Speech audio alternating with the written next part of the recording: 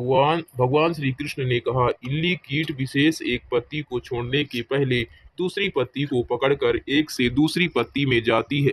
इसी प्रकार जीव को अपना शरीर त्यागने के पूर्व अपने पूर्व कर्म के अनुसार अन्य शरीर को ग्रहण करना होता है।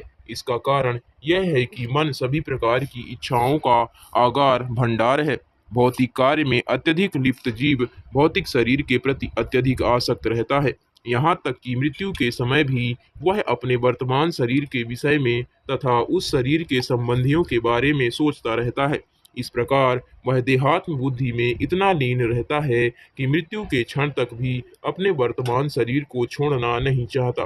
कभी कभी ऐसा देखा जाता है कि कोई व्यक्ति मृत्यु के पूर्व अनेक दिनों तक मूर्छावस्था में रहता है। यह विशेष रूप से उन तथा कथित राजनीतिज्ञों तथा नेताओं के साथ घटित होता है, जो यह सोचता है कि उनके बिना सारे देश तथा समाज में अराजकता फैल जाएगी।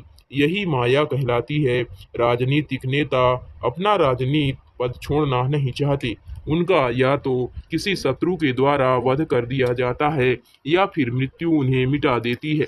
उत्तम व्यवस्था द्वारा जीव को दूसरा शरीर प्रदान किया जाता है, किंतु वर्तमान शरीर के प्रति उसकी आसक्ति के कारण वह दूसरे शरीर में जाना नहीं चाहता। अतः उसे प्राकृतिक नियमों के द्वारा दूसरा शरीर स्वीकार करने हेतु बाध्य किया जाता है। भौतिक प्राकृतिक के तीन गुणों के अधीन मोहग्रस्त जीव अपने आप को उन समस्त कार्यों का कर्ता मान बैठता है जो वास्तव में प्रकृति द्वारा संपन्न किए जाते हैं। भौतिक प्रकृति अत्यंत प्रबल है और भौतिक गुण जीव को दूसरा शरीर ग्रहण करने हेतु बाध्य कर देते हैं। यह शक्ति जब दिखती है जब जीव एक उत्तम शरीर से अधम शरीर में जाता है, और जो मनुष्य वर्तमान शरीर में कुत्ते या सूकर जैसा आचरण करता है उसे अगले जीवन में निश्चित रूप से कुत्ते या सूकर का शरीर धारण करने हेतु बाध्य किया जाएगा, भले ही कोई प्रधानमंत्री या राष्ट्रपति के शरीर का भोग कर रहा हो। किंतु जब उसे यह पता चल जाता है कि उसे कुत्ते या सूकर का शरीर धारण करना पड़ेगा, तो वह वर्तमान शरीर को त्यागना नहीं चाहता। अतः वह मृत्यु के पूर्व अनेक दिनों तक मूर्छा में पड़ा रहता है। अनेक राजनेताओं की मृत्यु के समय ऐसा देखा गया है।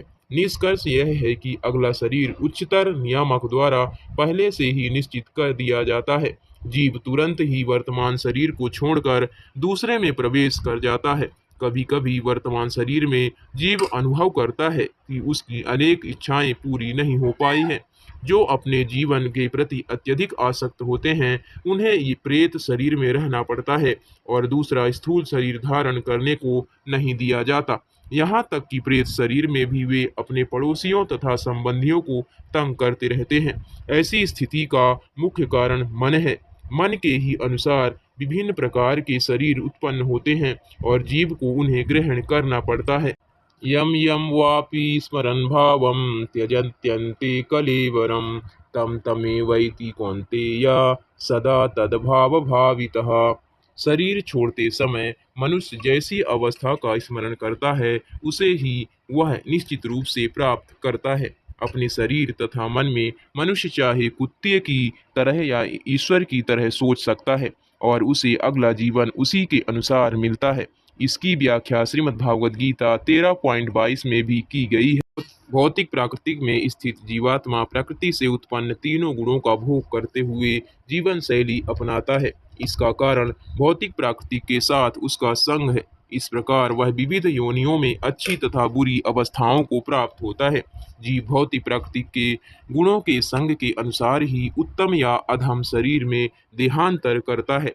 यदि वह तमोगुण का संग करता है तो उसे पशु या अधम व्यक्ति का शरीर प्राप्त होता है, किंतु यदि वह सत्व गुण या रजोगुण का संग करता है तो उसे तदानुसार शरीर प्राप्त होता है। इसकी पुष्टि श्रीमद् भागवत गीता 14.18 में भी हुई है।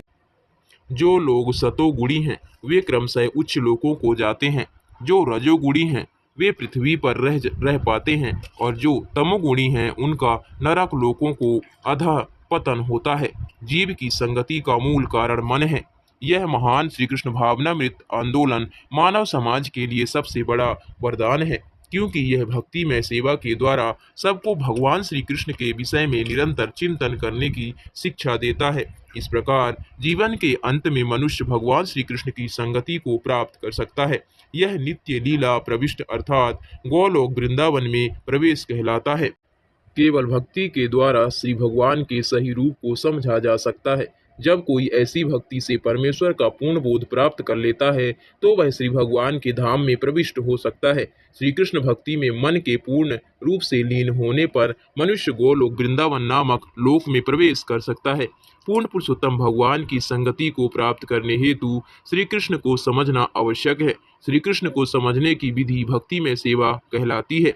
श्री कृष्ण को यथारूप समझ लेने पर मनुष्य श्री कृष्ण लोक में प्रवेश करने और उनकी संगति करने का पात्र बन जाता है। ऐसे प्रतिष्ठित पद का कारण मन है।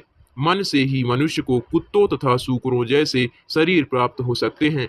अतः मन को श्री कृष्ण भक्ति में सदैव लीन रखना मानव जीवन की महानतम सिद्धि है।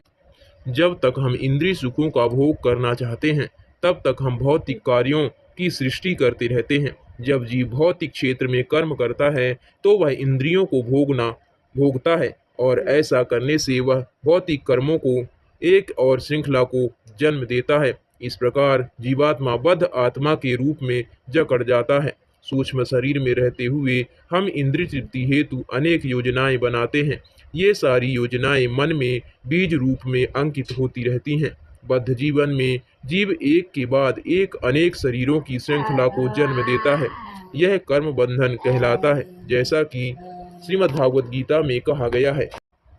यदि हम केवल श्री विष्णु को प्रसन्न करने हेतु ही कर्म करते हैं तो भौतिक कर्म के कारण बंधन नहीं होता, किंतु यदि हम ऐसा नहीं करते तो हम एक एक करके भौतिक कर्मों में बंधते जाते हैं। ऐसी दशा में यह मान लेना होगा कि चिंतन, अनुभव तथा इच्छा से हम भावी भौतिक शरीरों की सृष्टि करते रहते हैं। श्रीला भक्ति विनोद ठाकुर जी के शब्दों में अनादि कर्म फले पड़ी भवार्णव जले, जीव अपने पुराने भौतिक कर्मों के कारण कर्म बंधन के सागर में गिर जाता है। इस तरह भौतिक कर्म के समुद्र में गोता लगाने की बजाय हमें केवल जीवन निर्वाह के लिए भौतिक कर्म करना चाहिए। शेष समय श्री भगवान की दिव्य प्रेममयी सेवा करने में लगाना चाहिए। इस प्रकार मनुष्य को भौतिक कर्म के फल से उबारा जा सकता है।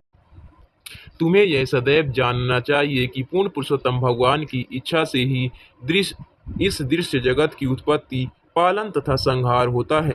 फलतः इस दृश्य जगत के अंतर्गत सारी वस्तुएं श्री भगवान के अधीन हैं। इस पूर्ण ज्ञान से प्रकाश प्राप्त करने हेतु मनुष्य को सदैव भगवत भक्ति में लगे रहना चाहिए। भौतिक अवस्था में आत्म साक्षात्कार अथवा अपने आप को ब्रह्मा या आत्मा मानना अत्यंत कठिन है, किंतु यदि हम श्री भगवान की भक्ति में सेवा अपना लेते हैं तो श्री भगवान शनैः शनैः स्वयं को प्रकट करेंगे। इस प्रकार प्रगतिशील भक्त को धीरे धीरे अपनी आध्यात्मिक स्थिति की अनुभूति होगी। हम रात्रि के अंधकार में कुछ भी नहीं देख सकते, यहाँ तक कि स्वयं को भी नहीं देख पाते, किंतु जब धूप रहती है तो हम न केवल सूर्य को अपितु इस संसार की सारी वस्तुओं को भी देखते हैं। हरे कृष्णा कृष्णा कृष्णा हरे हरे, हरे राम राम राम हरे हरे। हमेशा जपिए हरि नाम। हरे कृष्णा।